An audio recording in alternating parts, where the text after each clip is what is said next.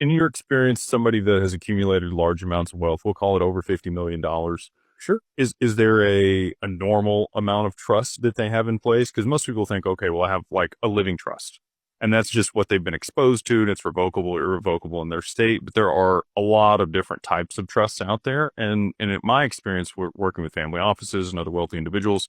They have numerous trusts that they've established to be able to compartmentalize their wealth. And, they normally have a thesis for the family and a mission statement, core values and principles, and they want longevity, like we talked about with the Rockefellers and the Vanderbilts, do it the right way. And so they've been able to keep their wealth and continue to do good with it over time. You may have certain thoughts about Rockefellers or whoever else, but when it comes down to it, they've done a really good job of perpetuating that through multiple generations. Absolutely.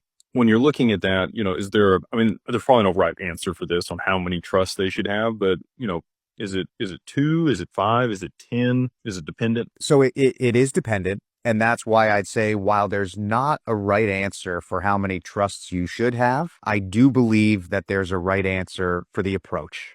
Okay. So the first right answer for that approach is you want to be working with a trust and estates attorney that has experience in your state, because they're going to understand the nuances of what's going on there. And maybe you plan to relocate states or whatever the case may, or you're looking for trust benefits in a certain state, which we'll also talk about. But you want somebody with that local expertise. And the way that I see many people approach it is there's no specific number of trusts. What you end up with is a specific list of goals and purposes. And however many trusts it takes to accomplish those goals and purposes is what you'll need. And here's an example that's just a made up example. In many cases, people will set up a trust for each of their beneficiaries. If I have 3 children, I'm going to set up a trust for each of my children. That's very logical, right? And maybe they'll be different. Maybe they'll be very similar. Even when it is time to plan, this is not like going in and upgrading your cell phone. You're not walking in there one day and then walking out with a new one. This is a measure twice, cut once type of process, because when done properly, it's going to set you up for so much success. But you need to be prepared to put in that thought, and even as much thought as you can put in beforehand.